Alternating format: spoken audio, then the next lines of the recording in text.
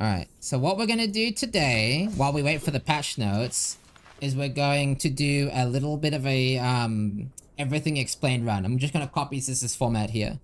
And so, I'm gonna do my best to explain the game and its mechanics, so that anyone who needs a bit of a refresher, and you don't necessarily want to log in and try yourself, you just want a refresher from my point of view at least.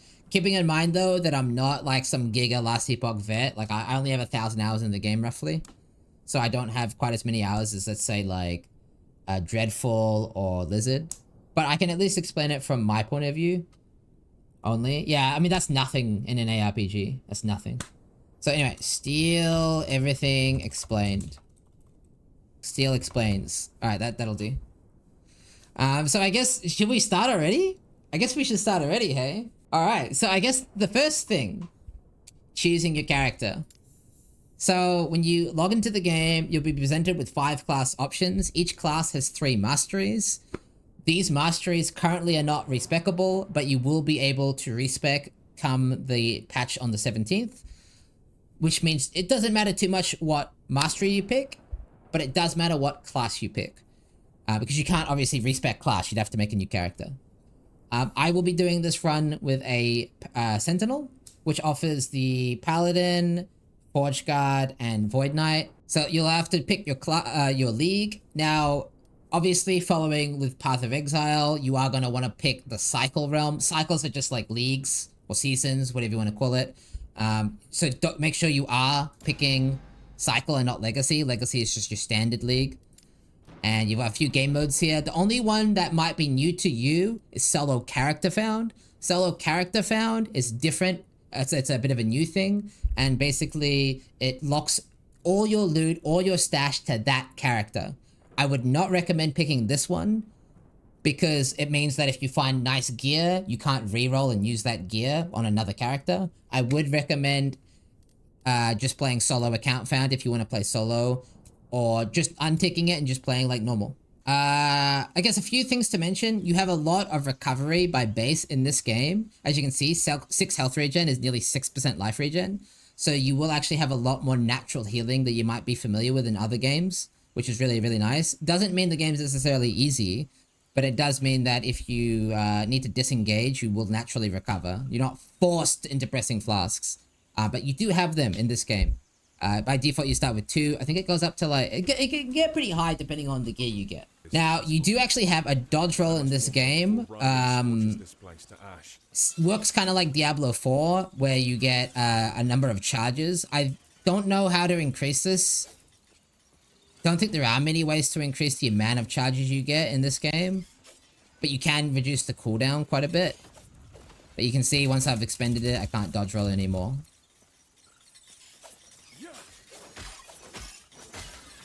Now, currently, you won't be able to use WASD if you log in right now, but they are introducing WASD if that's the preferred, input skill thingamajiggy you would want to do. Again, currently I can't show that off because it's not in the patch. It comes out with the patch. Now, not all of these quests you have to actually talk to. I believe you don't actually have to talk to this guy. You can just run past him and it doesn't matter. But I haven't actually learned which ones I can and cannot skip yet, because some you do want to pick up, some you don't necessarily have to pick up. So I'm just gonna talk to all the main quest people.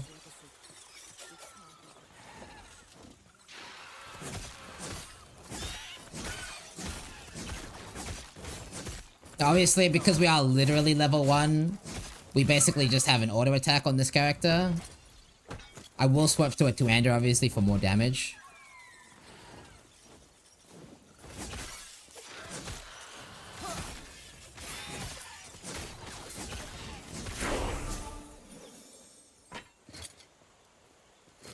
Nice. Obviously, one of the starting skills you get on a Sentinel is Warpath. You can actually play this as an endgame build.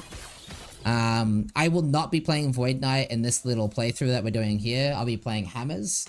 Hammers, if you're familiar with Diablo 2, it's kind of like that. Very, very strong. Spin to win, yeah. Spin to win is a viable endgame build, though. It's very solid.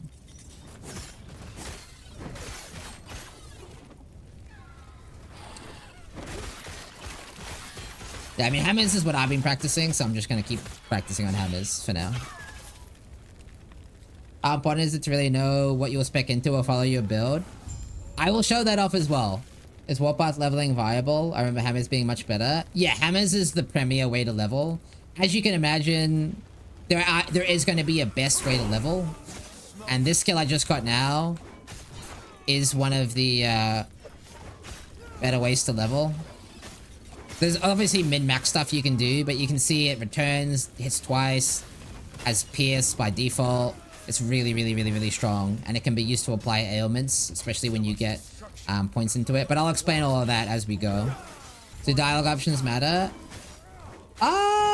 There's one part in the game that they used to, but generally speaking, not really. There's like an option to like get more gold at one point in the campaign by talking to an NPC in a certain way, but generally speaking, you can just skip if you don't mind. If you don't care about the lore that much and you just want to like play through the game. We're almost there. I'll see you ahead.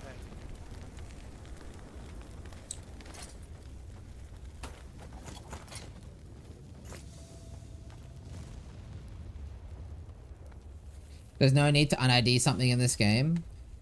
No, so yeah, I guess that's worth pointing out. So you might have noticed already the loot drops identified. I guess I can already kind of show you like a little bit of why that's the case.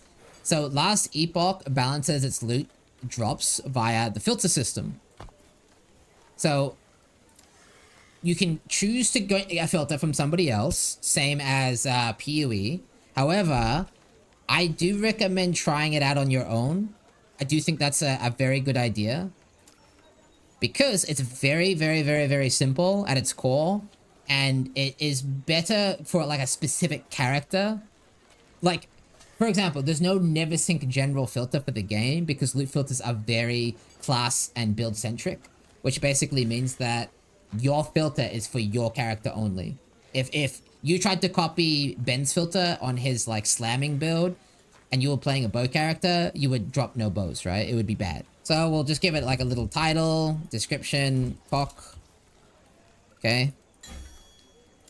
Now, I'm not going to go too much into like what you need to put here necessarily at the beginning. Like I'm not going to like overwhelm you with like some crazy massive filter. But at its core, a loot filter does three things. It shows stuff that's useful, highlights stuff that is, you know, important, and hides stuff that is you don't want to pick up, right? So right now, what I might want to hide is white items. And I don't really need to care too much about anything else right now. But you can edit that as you go. You could theoretically... Yeah, now technically I wouldn't necessarily hide white items right now. Because obviously I want silver rings and I still don't have an amulet.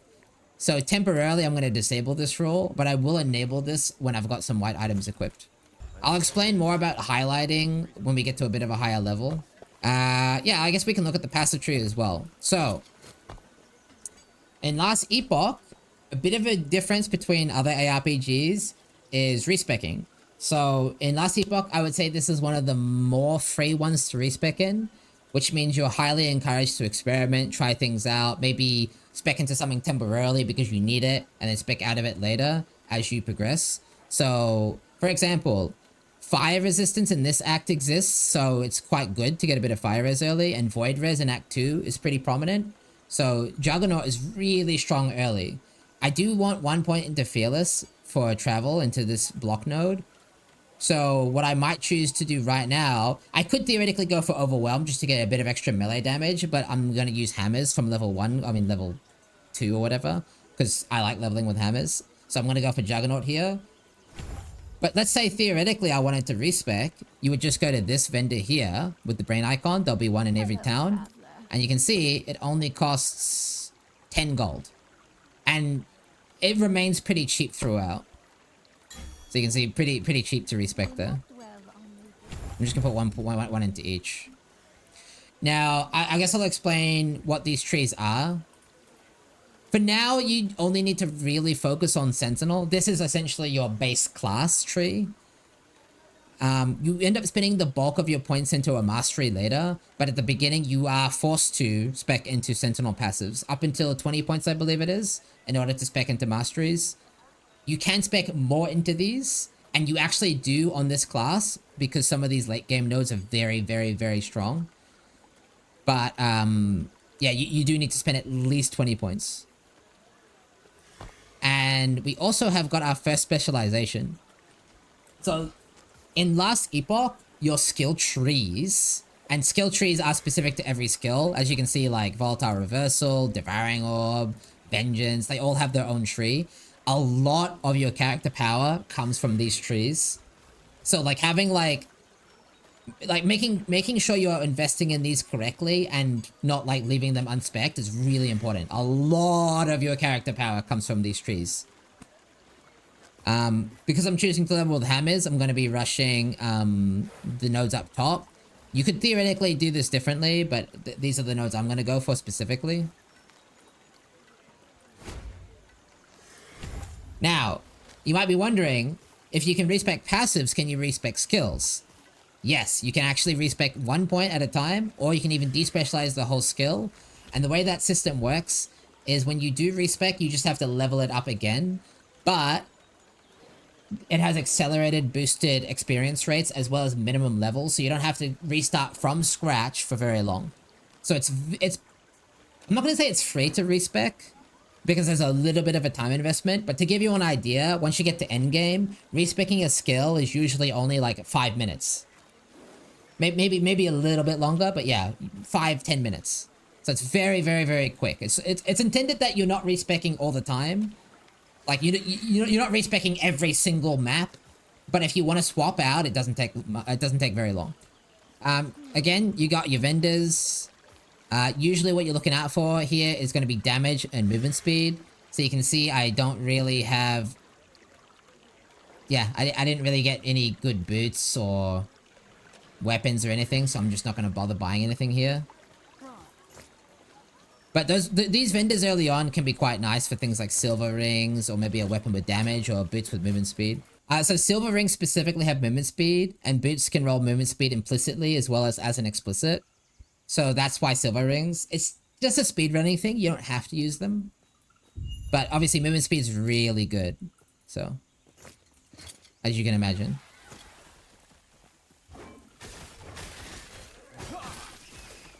The shrines are actually pretty powerful buffs in this game.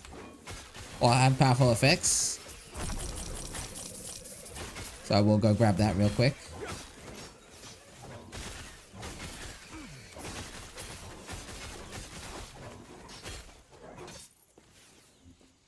Use your first rune of ascendancy on boots as well. Yeah, if you can get one. I'll explain all that stuff as we go along. Like, I'm not going to try to do everything explained in, like, 1 minute. I'll just play the game and explain it as we go.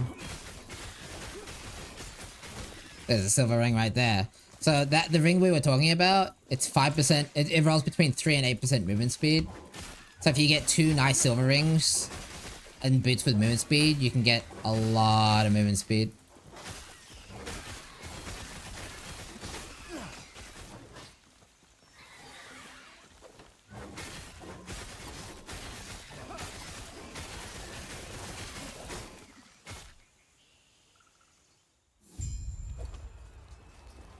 Now, I guess it's worth mentioning, this zone right here is actually quite dangerous. There's a lot of archer-type mobs that it can be hard to avoid.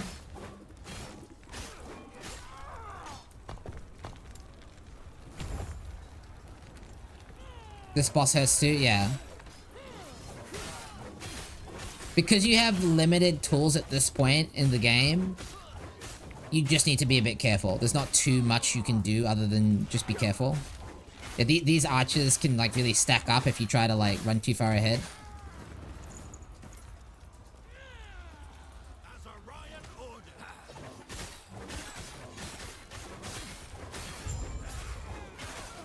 I shouldn't expect into the return node. Oops.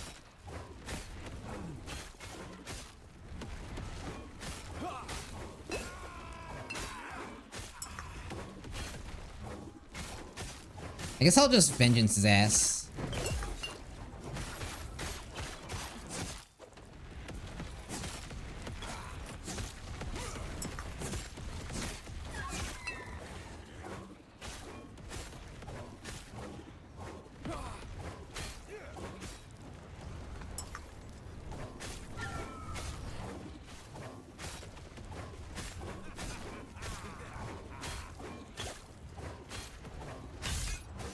Now, I guess this is a good opportunity to explain what that blue bar is.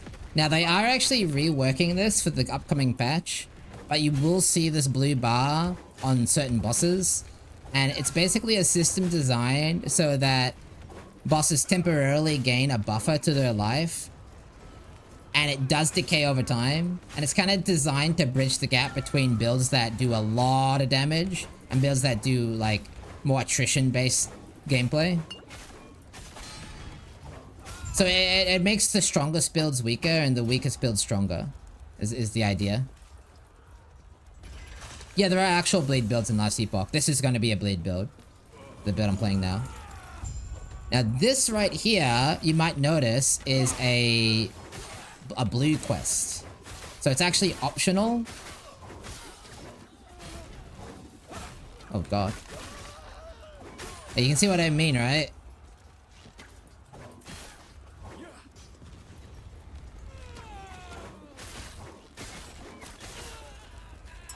And Monka S. Might actually go pick up that shrine. I am getting pumped.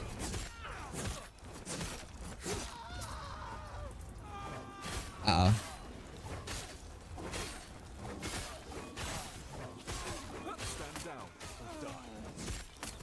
Yeah, this is like genuinely one of the hardest parts of the game for me. But it actually unironically does get easier. Are you getting filtered? A little bit. That's because I spec'd into the return node too early, but it's fine. Should be right, mate. But yeah, so these optional quests here, you don't actually have to do all of them. Technically, you can skip a lot of them. The way it works in Last Epoch is if I guess... I guess it's not going to show me. Maybe I have to do this one to show you, but there's only, basically there's a lot more quests, optional quests, than there are quest rewards. So you don't actually have to do all of them. Press shift. Oh, thank you.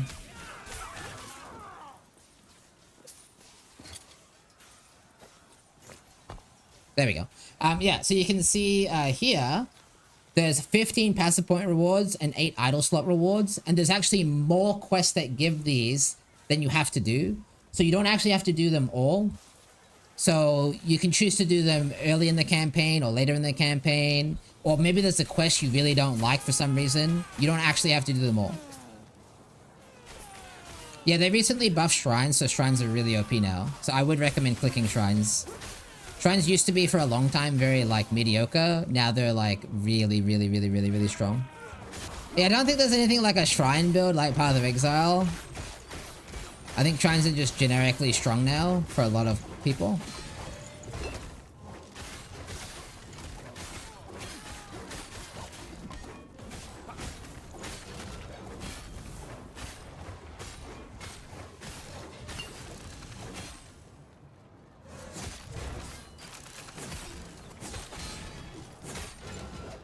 But yeah, as I said though, you don't actually have to do this quest now. You could either come back and do it later or do another quest.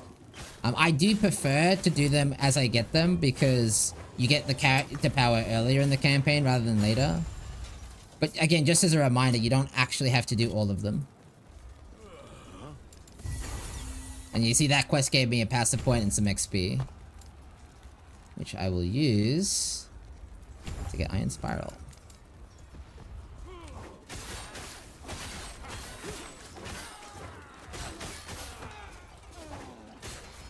Perfect.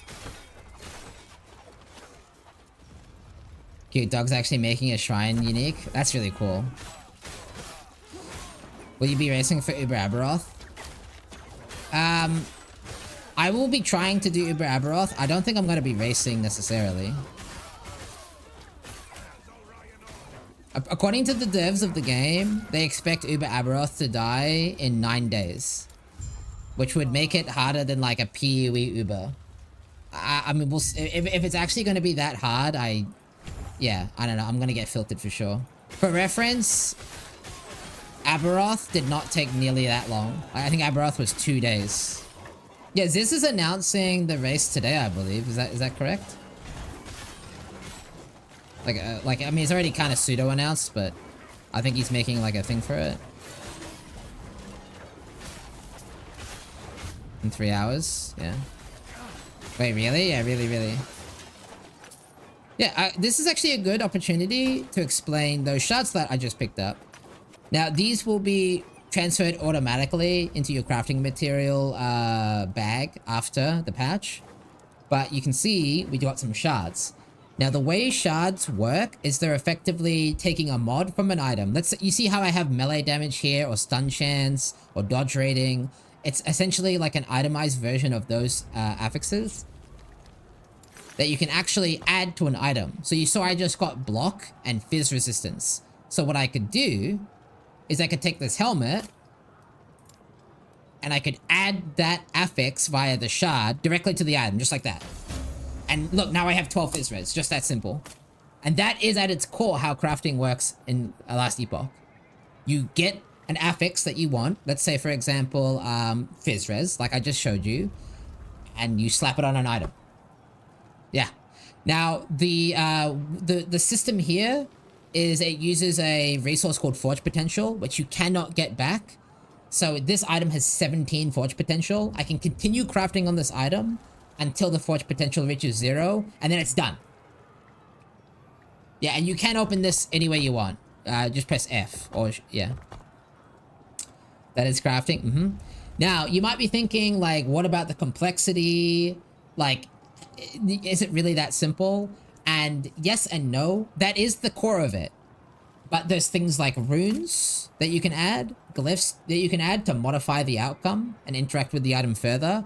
And then there's things like drop only affixes, there's sealed affixes, experimental affixes, now there's going to be set affixes.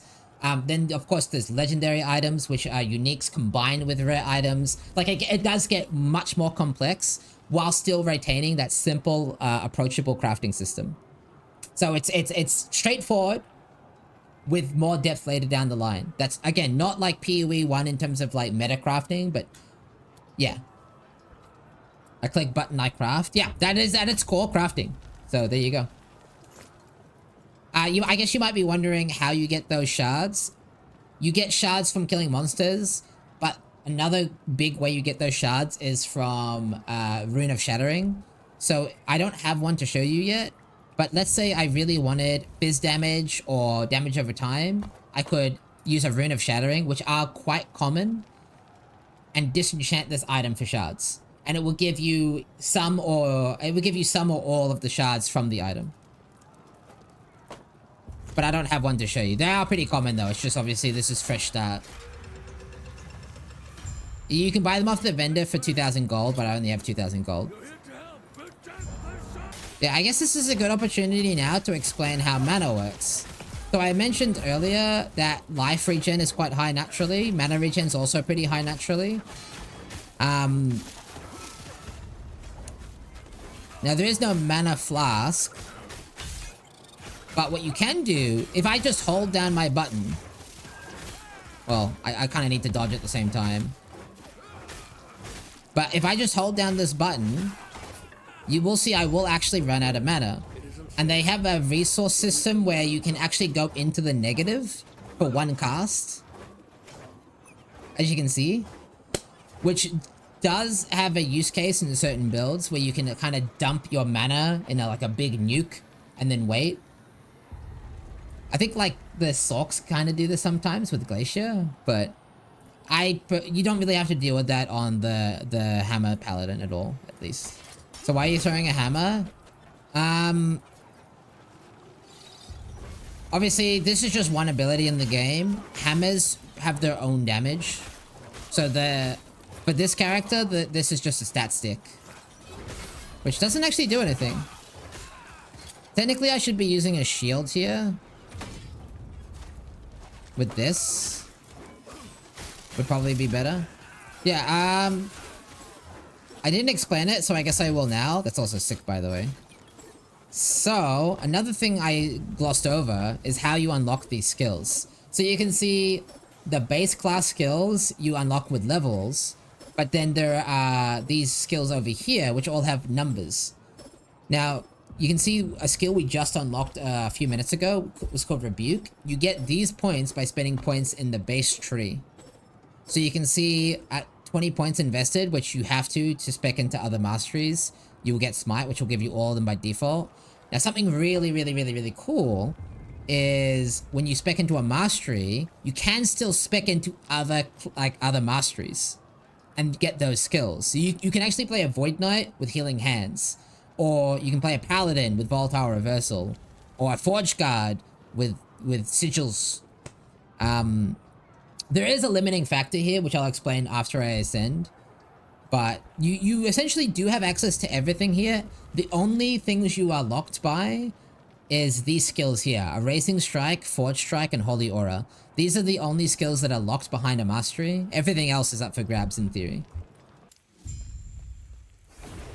Yeah, I guess, again, similar to PoE, you have a teleport button. I would get used to it. You can go back to the waypoint, but yeah, you have a teleport button, you might as well use it. I guess just to show it off, in Last Epoch, it is a pay-to-play game. You have to pay 30 bucks or 40 bucks or however much the game costs. But you don't have to pay for stash tabs. Stash tabs are purchased with in-game gold, which you just drop by playing the game, and you can't buy gold, so yeah. Also stash tab affinities, yeah. So theoretically, if I wanted to make a tab for just boots, I can. So the tab priority system was introduced a while back, and I can actually make it so that boots go specifically into this tab. So when I stash tab my boots here, you can see they don't go here, they go here instead. So it's kind of like PoE inspired, but it adds the loot filter system. So you can like make a boot tab. You could have this be like a helm tab, all that kind of stuff. Very cool. Our stash is shared. Depends what league you play. If you play character found, they are not shared. If you play account found, they are shared. And if you play regular, they are also shared. So it depends what you play. What we're doing now is actually one of the side content things you can do. This is called an Exiled Mage. It's kind of like an Essence plus a Rogue Exile. I don't think I can actually kill this at the moment. I'm a bit weak. We might have to come back to it. Yeah, he's gonna fuck my ass.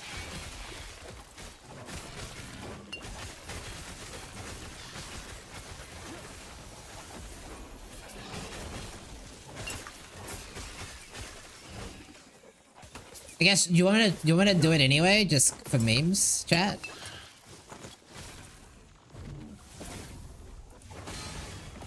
I probably will die here. As you can see, I'm at a... Yeah, I'm definitely gonna die. I'm so gonna die. I'm basically dead already. You know, in the interest of not memeing too hard... Oh, that's Giga, actually. Alright, screw it, I'll try.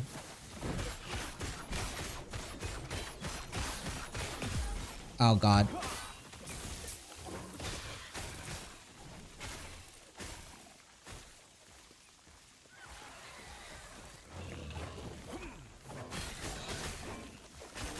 I mean, I'm gonna die 100p.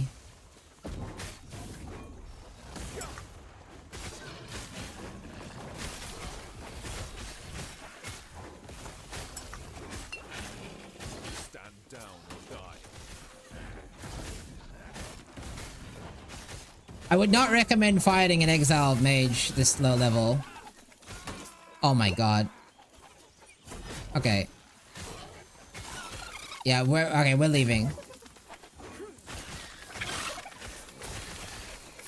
But yeah, that's an example of like one of the league mechanics that, well, I don't know if you call it a league mechanic, but now that is one of the more fun ones, or free ones. That was a treasure goblin, actually, a treasure lizard. We actually got... That might actually be enough for me to kill this guy. Hold the phone. Hold the phone. I believe in myself now. Hold the phone. That might have given me enough of a defense buff to kill it. I'm a believer.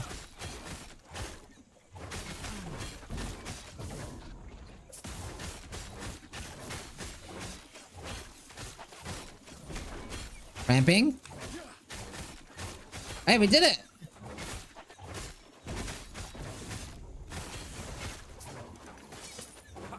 Now, these exiled mages give you experimental affixes like this. The experimental affix is the blue affix.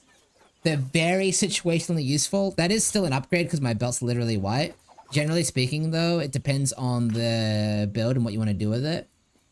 They're not necessarily stronger affixes. They're just unique affixes, I would say. Very interesting affixes. The chest I just clicked here as well is actually a campaign chest.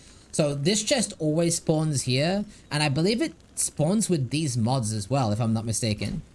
I'm pretty sure because it has that special mod on there, the personal affix, it's essentially a, it's like a quest chest. Always the same items, yeah. There's a few of those throughout the campaign. Sometimes they're useful, sometimes they're not. It's very situational, depending on the chest and the build you're playing. Yeah, they're like static items, yeah. Usually, I don't go for them on this character, but they can be useful. Like I said, very situational. So you can see how I'm dropping a lot of loot now, and it's taking me a long time to like filter through it and look through it and everything. So what I'm actually going to do now is turn on that filter. And I'm going to take it a step further, and I'm actually going to hide magic items as well. Now, the problem is that there can be good magic items. So, if I want to show items that could be magic, that are going to be useful for me, what I can actually do is show you the loot filter system. Let me just make sure I'm, like, safe before I do this. Wow. Not good for me, I think, but, yeah. But anyway, what was I going to say? Right. You just hit all items in PoE 2, Lamau. Alright, anyway, remember what I said? That the function of a loot filter is generally to hide stuff you don't care about, show stuff you do care about, and to highlight stuff that is good. So what I'm going to do now is show stuff that I might care about. So what I'm going to do here is I'm going to go visibility show, condition affix, so this is like mods effectively, and I'm just going to look up mods that I want. So I guess I'll just ask chat here. What mods might I want on a character in an ARPG? I might want maybe resistance. And so I can just type in this little search box, movement speed. Yeah, you can literally just look up movement speed. Click it. Yeah, you might want health. So you could click health mods. You might want resistance mods. So you can click resistance mods. Although I'm going to hide one of these at least. Yeah. But you can see it's actually that simple. I've now got a loot filter that shows movement speed, life, and res. And that will actually work. I might also want some damage stats. You might not know what you specifically need. I do. So I will want to, look for bleed and throw mods. So I'm going to want bleed chance. I'm going to want physical damage, fizz pen. I'm going to want throw mods, like throw attack speed and throw reduce cost. And that filter right here would be enough to play the game. And I might also want to highlight instead of just show. So I'll also recolor and maybe make it red. So now anything that appears red has an affix that I might care about. So if I just show you what that looks like, you can see I should just pick up all the red stuff and I can leave the rest on the ground. Pretty cool, right? And that will actually be a playable, usable loot filter. Yeah, actually, I might want throw damage. We could add throw damage to this as well, why not? I usually don't go for throw damage because I play bleed, but yeah. Oh, there's actually a few more mods I might want to add as well, like damage over time is pretty good. Here we go. Yeah. So is this hammered in or is it just a leveling ability? Both. It's both a leveling ability, but it's also a very, very strong endgame build. I don't know what build I'm going to be playing on launch. You can talk about adding affixes that are rare. Yeah. Longer is better. Now, if you wanted to make it more advanced, so you can see I'm dropping a lot of red shards, but there's a few shards that are more important than others, right? Like, res is not that important. I mean, how do I say? Res is very common, but a rarer shard that might be more impactful, that I might want to emphasize, might be throw speed. I mean, throw mods. So, like, throw, reduce cost, bleed. These two mods are, like, really, really important. So you don't actually have to take them off here. You can actually just have it highlighted. But now,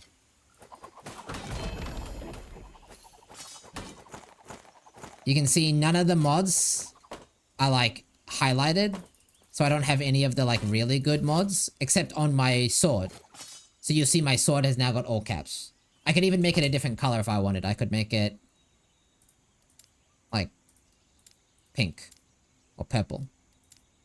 And so now I know to look at specifically for this mod, if this mod is like a really, really, really important one. That'll make my character a lot better. If you're wondering how anything works in the game as well, they do have an in-game wiki. It's not a wiki per se, but it kind of functions like one. So I could look up, if I wanted to play bleed build, I can literally just look up bleed. And it'll tell you the base ailment, what it does. You could also look up like leech. And it'll explain the math and how leech works in the game. You could look up block, how that works. What else would you want to look up? Like, what's a legendary item?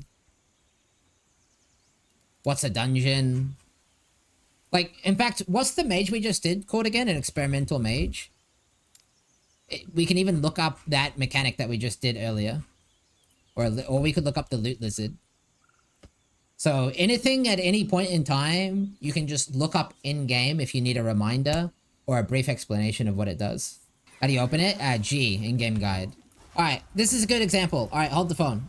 I believe I have a Rune of Shattering. I do. So, remember how I was saying you have shards from affixes on gear that you can put on your gear. So if I wanted to, like, make this weapon better, for example, I could upgrade it with a bleed shard. However, I currently don't have a bleed shard, right?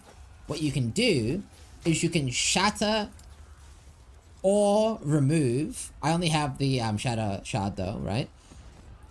To effectively disenchant the item and get some of the shards back. So right now I'm hoping to get the bleed on hit shard, which I did not get. Omega lol. Obviously it's not guaranteed. I guess maybe I'll try it with this one. I guess I only had one. Yeah, Omega lol. I got fucked. It is what it is. Yeah, it is what it is. I was expecting that to work, by the way. There's a bit of bad luck there, not gonna lie. But theoretically speaking, if I had the blade shard now, I could upgrade my weapon. But I got a bit unlucky. It happens. Alright, this is like the first like actual like semi like boss, right? Yeah. Still pretty easy, by the way. Although I have died to this guy before in hardcore.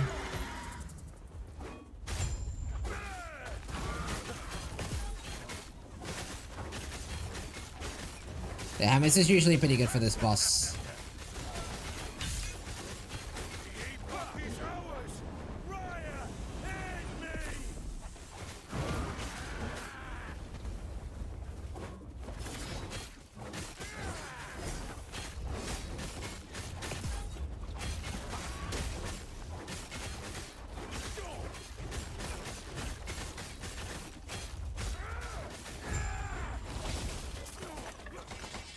Did you noobs?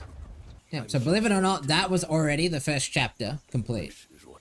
So there's like 9 chapters, or acts if you want to call them that. But they are pretty short. They're not going to be like a massive slog. So some people have said Last Epoch feels a little floaty. And turns out there's actually an in-game setting to change that feeling. So I guess I should mention it now, relatively early on. If you go under gameplay at the bottom and change camera smoothing, this setting can change it to become like PoE feeling. So now it's not like floaty anymore. I would recommend doing it on low though, because then it still functions with dodge roll, otherwise it feels really janky. I would definitely try that out if that's one of the things that is vibing you off a bit. Yeah, lizards are like super OP right now. I don't know if they're gonna nerf them or not. Oh my god. Okay.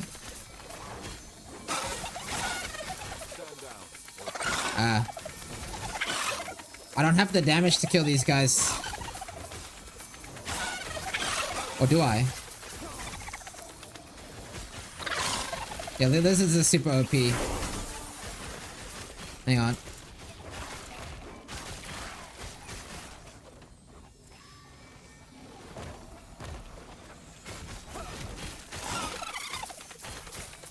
Pretty sure they said they're gonna get nerfed. Yeah, I don't expect this to happen in the next patch.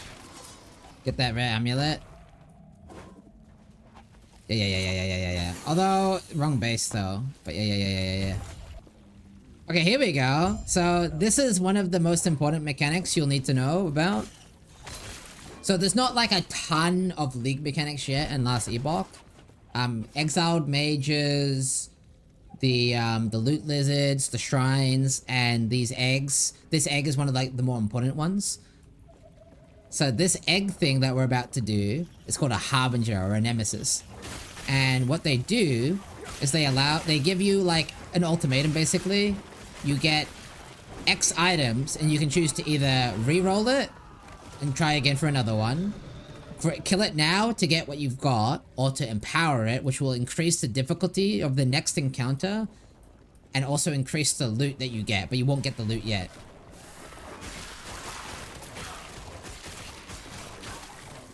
Now, these are not actually as difficult as exiled mages, at least currently at this point in the game.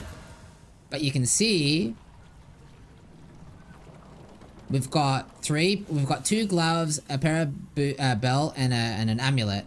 Now, what's really cool here, though, is if we do empower it, these can become exalted, which is like a special super high tier item that you could theoretically use in the campaign.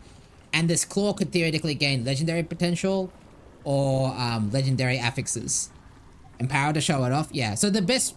Everything I just said is going to sound like another language. So the best thing I can do is to empower it to show it off. So that's what I'm going to do.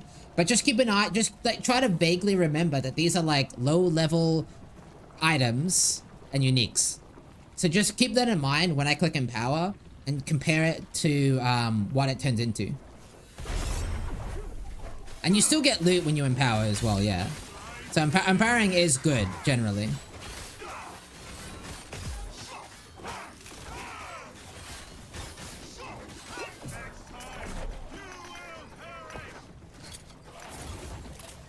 So the next time we see a Nemesis encounter, we'll get that exact same loot that we just had, except it'll be better. But you can see now, we've been playing for... What, like... Well, I actually don't know because I've been doing everything explained thing. But we haven't been playing for very long, and you can already see we have 57 shards, 13 runes, 25 glyphs. So maybe I can show you a bit more of the crafting now that we have some stuff to craft with.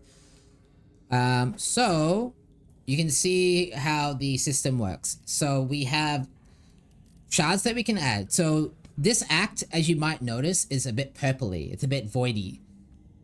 So I might want to slap on some void res. Now, before you just go randomly slapping stuff on, you have to pay attention to the forge potential cost.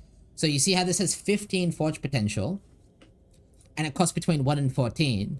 Well, you might want to improve those odds. So what you can do is you can use a glyph. I already mentioned Glyph of Chaos, which allows you to re-roll an affix. So I could theoretically re-roll this fire res into something else. Or I could add void res directly with a Glyph of Hope. A Glyph of Hope will reduce the chance of it costing any forge potential at all. It's probably the most important glyph you can use. And you don't use runes for this craft. Runes are kind of like its own separate thing. You can see Rune of Shattering would disenchant it. A Rune of Refinement would re-roll it, like a Divine Orb. Rune of Discovery adds affixes. This can be really useful to just pad out affixes on early gear. So you can see what I might choose to do here is add the Void Res affix, and then Rune of Discover to add a bunch of prefixes. So now we get fire damage, elemental damage for free, void res, and fire res. And so now we have like a 4 affix item with still 15 forge potential. I don't actually need fire damage and elemental damage really, although I am doing ignite, so currently that's actually not horrible. And we can obviously do this for all of our gear, so we could add on, you know, maybe some fizz res is good here. Could slap on some lightning res randomly, because why not? Some more void res. Oh, and you can see what happened here is we actually got the worst case outcome. So it costs 14 forge potential, and now we have 0 forge potential. And so when an item has 0 forge potential, it's effectively finished. We can no longer craft on the item. Can I even rid of... I can't even rid of discovery. Yeah. Not discovering that normal ring. Yeah, true. True.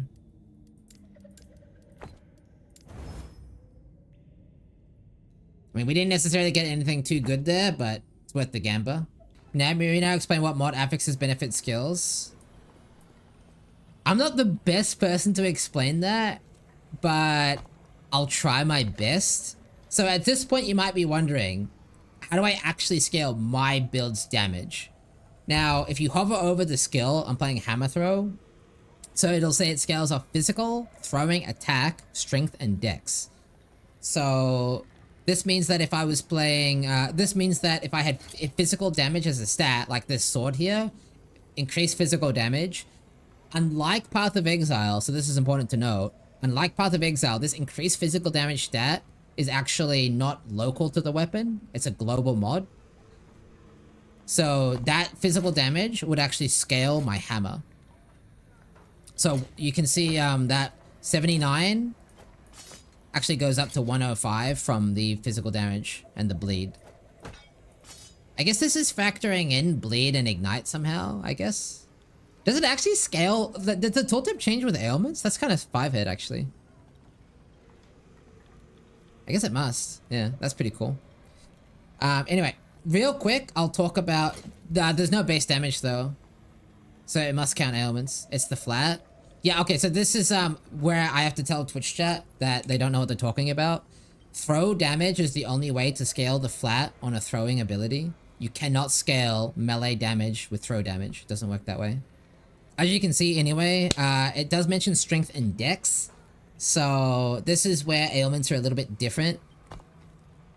You get a lot less ailments, attributes, not ailments. You get a lot less attributes in this game. However, attributes that scale a skill will give you 4% increased damage per attribute.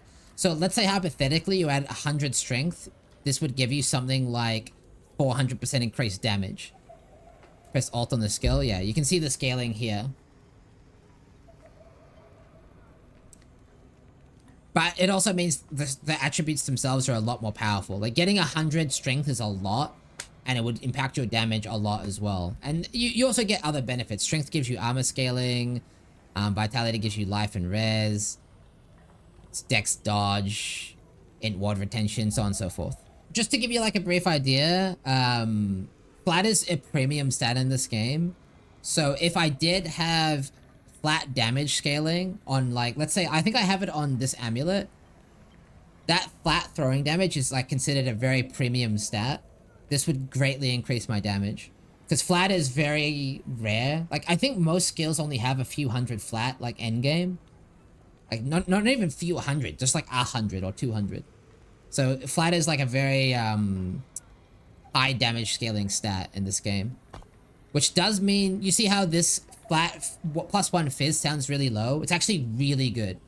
If I was playing melee and I wanted to level with, like, melee, this overwhelm would most likely be a very, very, very strong stat to get early. How many tiers are there for stats? There are, yeah, actually, I guess we can go over, like, stats a little bit more. So I already mentioned that there's 2 prefixes and 2 suffixes, right? You have prefixes and suffixes. You can endgame get a special 5th sealed affix, which I want to explain right now. Now, by default, you can craft all the way up to tier 5. And that would have a level requirement that goes with it. Like, you can't just scale flat damage all the way up to tier 5 at, like, level 1. They do have a level requirement. I can't really show you because I don't have too many shards right now to craft with. but it would like lock me out of crafting if I tried to go too high too quick. Now, they do go beyond 5. They go all the way up to 7. But the tier 6 and 7 affixes are actually exalted affixes that are drop only. If you're familiar with Diablo 4, think like a greater affix. And these exalted affixes are much more powerful than a tier 5 affix. But the downside is you can't craft them. You actually have to find them. So usually the endgame crafting is go for just a regular item with tier 5 stats. And then eventually drop a very good exalted item that you craft up to tier 5 on the rest. So you'll end up with, let's say, a tier 6 or a tier 7 stat with the rest tier 5. And then if you want to go really big dick endgame, you can actually combine those exalted items with legendary or unique items. With unique items to create legendary items and have like both. You can have like a crazy exalted unique item that's like super amazing. But that's like super, yeah, that's like endgame. There'll be also there's like a new meta coming potentially with set affixes, but that's in the new patch. No one's even played around with that yet. That's all in the new patch. This is now a good opportunity to show you idols. So idols are like charms if you're familiar with Diablo 2. And you can see we've got poison resistance and ignite. Obviously the ignite's not particularly useful right now, so we're going to go with poison on a hit and poison res. These allow you to customize your character further. Maybe you just need like a little bit more res. Maybe you need a little bit more damage. Or maybe you want some cool unique effect that's only on that idol. Idols are also getting a massive revamp where you can now like craft in them and add weaver mods and all this kind of crazy bullshit. But the TLDR is they allow for further customization of your character. And these are intended to be swapped in and out quite frequently. If you just need to like get like a little bit more res or a little bit more defense or anything like fine-tuny, you can just swap in an idol to get it. Idols are like dual sockets kinda. Yeah, you get a lot more of them though. You get a lot of idols in this game. Now remember how I told you to keep in mind the items we had, chat? We had 2 gloves, a belt, and a unique amulet. So you can see they're still here.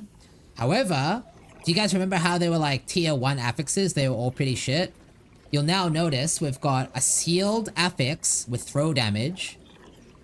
We've got a sealed armor affix. And I think it might have even gone up a couple tiers.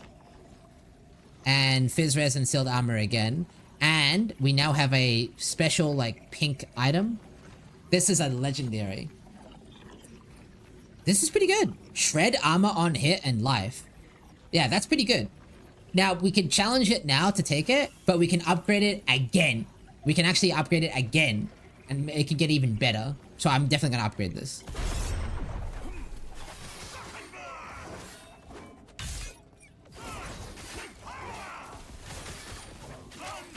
Now, as you empower these Harbingers, the Nemesis mobs, they do actually get rippier. But they're pretty finely balanced. They're pretty like they're not too crazy.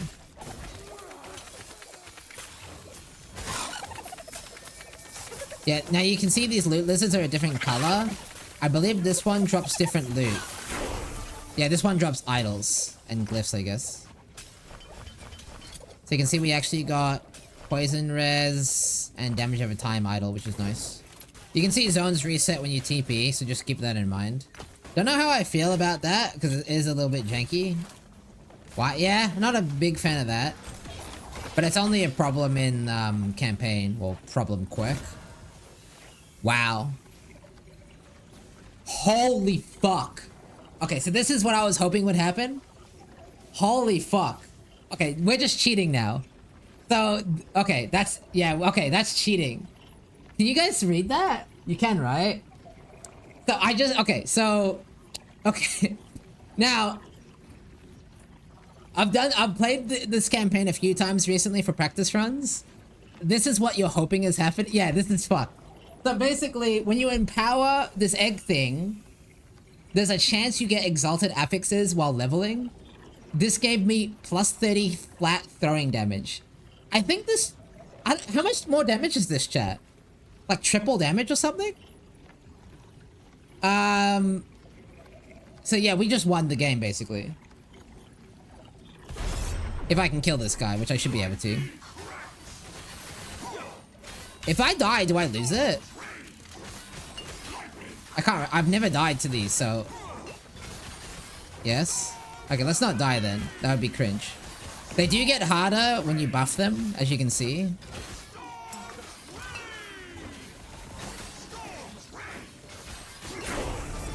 My god. Okay, so let's see. So 106 to 225, and I could also get 181 flat armor, which doesn't actually give me as much damage reduction as I would like, but it's still good. And look at this amulet as well. 30 fire res, 81 fizz shred with res. So yeah, wow. Omega lol. Yeah, this is extremely unethical now. That was a rare monster I just killed. I think I'm fighting a mini boss soon, right? Yeah, now this is unethical run now because I have like crazy RNG run, but it's kind of funny, I guess. Fuck it, why not? Stuff like this does happen. Oh my god. Oh my god. Oh my god.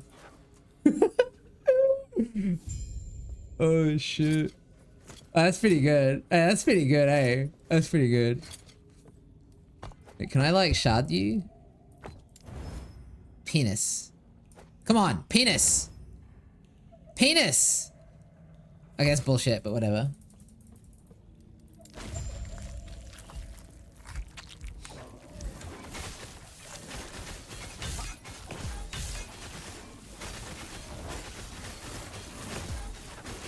Yeah, I'm kind of OP now.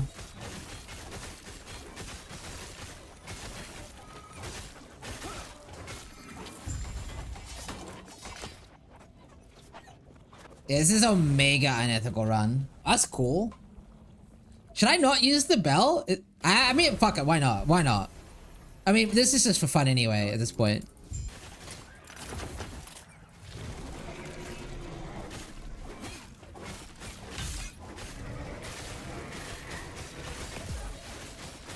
Holy fuck. He didn't get to attack me once. Yeah, that's not normally. I mean, that's not normally though. Oh cool, we got another Harbinger. So now that you've seen the potency of Harbingers, let's see what we get this time. It actually does feel like cheating a little bit. We got a tongue. I mean, I'm just gonna empower YOLO. Sure, Arena of Ascension, by the way. Sure. So, Arena of Ascendance is basically a guaranteed unique item on that base. So this will turn into a guaranteed unique, or set. So we got the Strong Mind, which is a dog turd. But in theory, that could have been Bleeding Heart.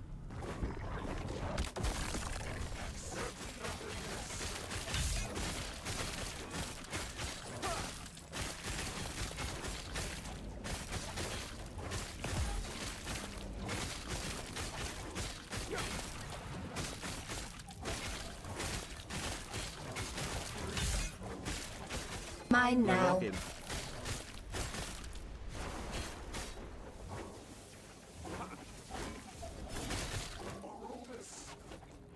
That's bullshit.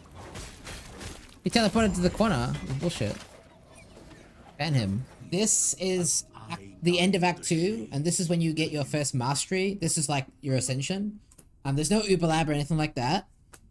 Now, currently you cannot respec, but after the patch you will be able to. However, it is going to be relatively costly. This is something else you probably want to decide before you play the game.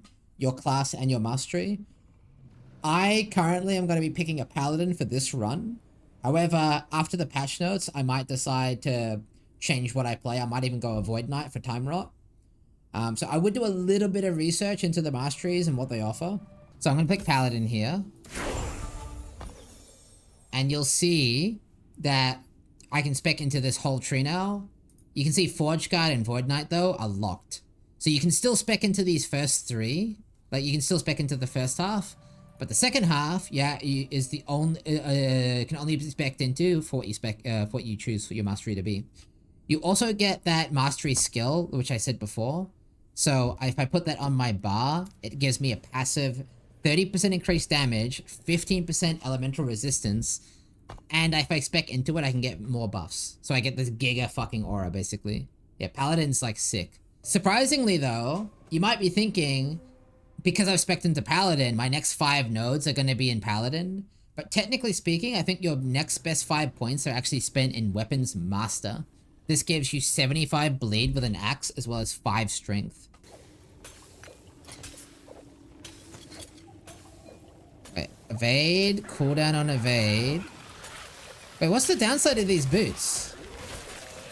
Wait, what's the downside? Wait, are these boots just good? Oh my god, I'm actually like, I have trauma. Do I actually have trauma from PoE2? I'm not even trying to be a PoE2 bad, but like, I spent like 10 seconds looking for the downside. Oh my god.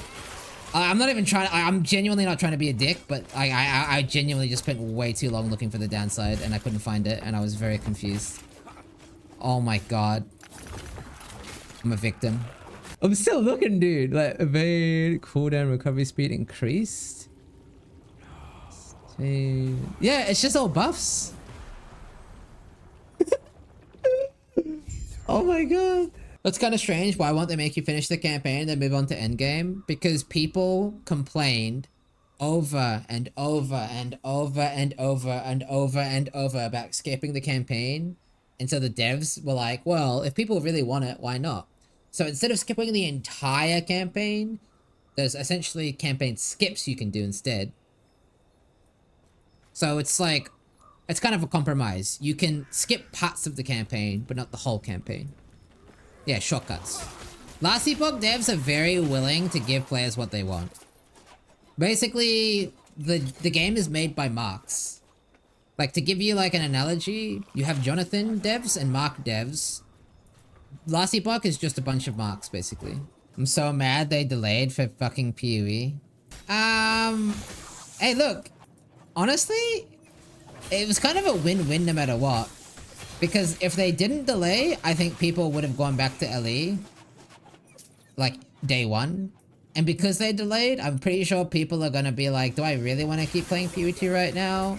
Maybe, maybe not. And then they're gonna try out Last Epoch. So honestly, I think it's a win-win no matter what, really. I'm curious how many people will play Last Epoch. The only thing I'm really worried about is if the servers can handle it. Because for those of you who did play 1.0, you know exactly what I'm talking about. 1.0 was a complete fucking shit show. 1.1 was fine, by the way, if you didn't play it. Should we just like chill now and wait for the notes? I feel like we should. 8 minutes of stalling. Oh shit. So what are you looking for? So me personally, I'm mostly interested in the Sentinel rework. So I'll be looking at everything Sentinel, basically. Oh my god, guys. Oh my god. Well, premiere, guys. Holy shit. I might have to adjust the volume. Don't yell at me. Hello, travelers. I'm Judd Kobler, game director for Last Epoch and founder of 11th Hour Games. I'm excited to tell you more about the long-anticipated content coming in Season 2, called Tombs of the Erased, releasing on April 17th.